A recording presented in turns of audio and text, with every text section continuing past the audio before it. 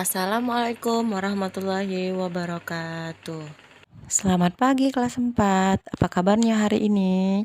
Ibu harap semua dalam keadaan sehat dan tetap semangat walaupun kita saat ini pembelajaran jarak jauh atau daring, tapi Ibu mau semua kelas 4 SD Negeri 1, 2, 2, 3, 4, 8 tetap semangat dan tetap mengikuti pelajaran. Nah, terakhir kali materi kita pada buku pulpena adalah halaman 91. Sekarang kita akan masuk pada materi yang baru, yaitu halaman 94 dengan tema 7, Indahnya Keragaman di Negeriku, subtema 1, Keragaman Suku Bangsa dan Agama di Negeriku.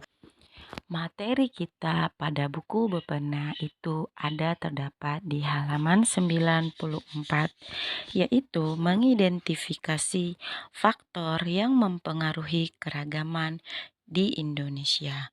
Nanti teksnya ini dibaca ya nak sampai selesai. Inti dari teks ini adalah faktor yang menyebabkan keragaman yang terjadi di Indonesia itu disebabkan oleh perbedaan agama, perbedaan suku bangsa, dan perbedaan bidang pekerjaan. Untuk lebih detailnya, Ibu akan jelaskan lebih lanjut. Nah, perhatikan gambar peta Indonesia berikut. Indonesia merupakan negara yang berkepulauan. Pulau satu dengan yang lain di Indonesia memiliki jarak yang cukup jauh. Kondisi antar pulau di Indonesia yang berjauhan mengakibatkan kondisi daerah dan penduduknya menjadi berbeda-beda.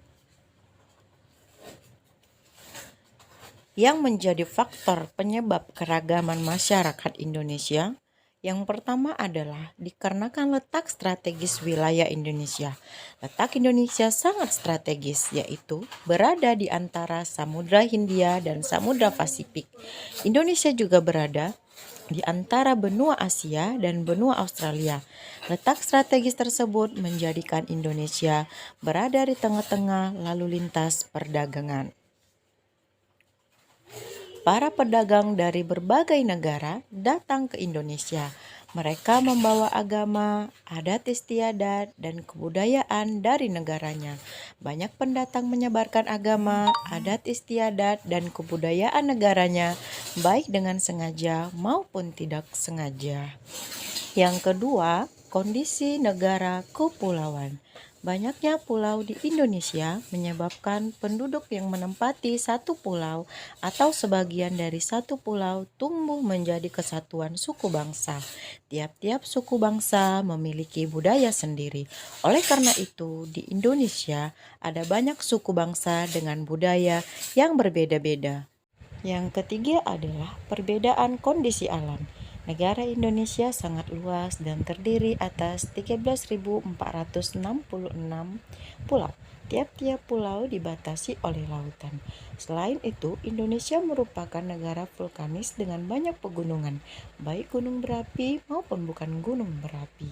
Keadaan alam Indonesia tersebut mempengaruhi keanekaragaman masyarakatnya. Kehidupan masyarakat pantai berbeda dengan kehidupan masyarakat pegunungan. Masyarakat pantai lebih banyak memanfaatkan laut untuk mempertahankan hidupnya, yaitu dengan menjadi nelayan.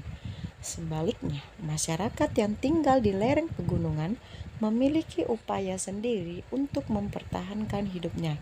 Mereka lebih memilih mata pencarian yang berkaitan dengan relief alam pegunungan, misalnya sebagai peternak atau petani sayur.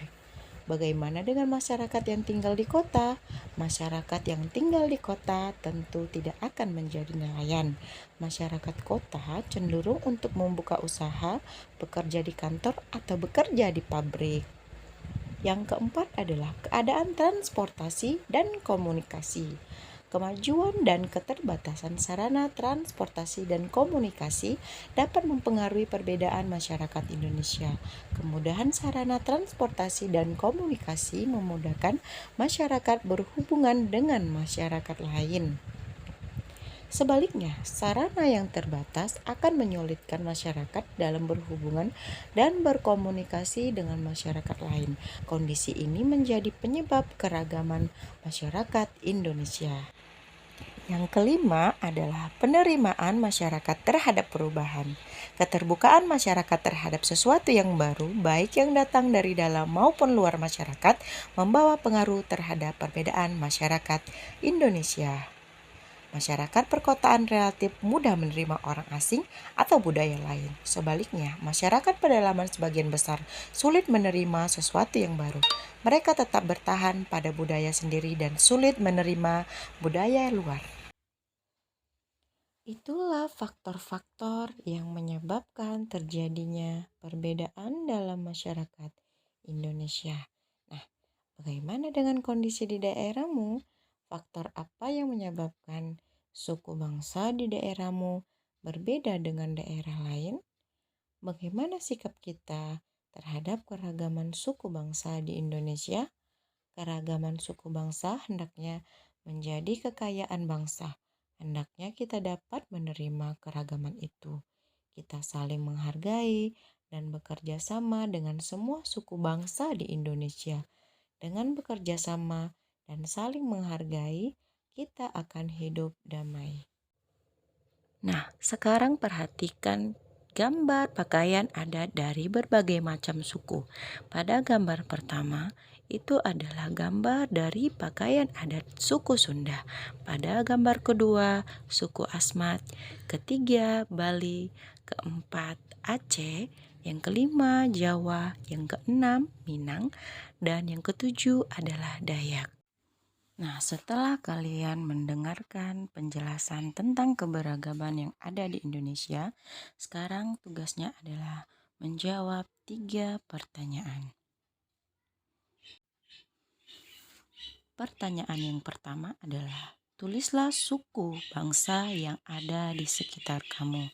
Jadi kamu lihat di sekitar kamu nak, suku-suku apa saja dan itu kamu tuliskan. Yang kedua adalah bagaimana sikap kita dalam keberagaman agama, suku dan budaya yang ada di Indonesia. Dan yang ketiga adalah apa saja manfaat dari sikap saling menghargai atas keberagaman. Oke, selamat mengerjakan dan salam sehat untuk kita semua. Assalamualaikum warahmatullahi wabarakatuh.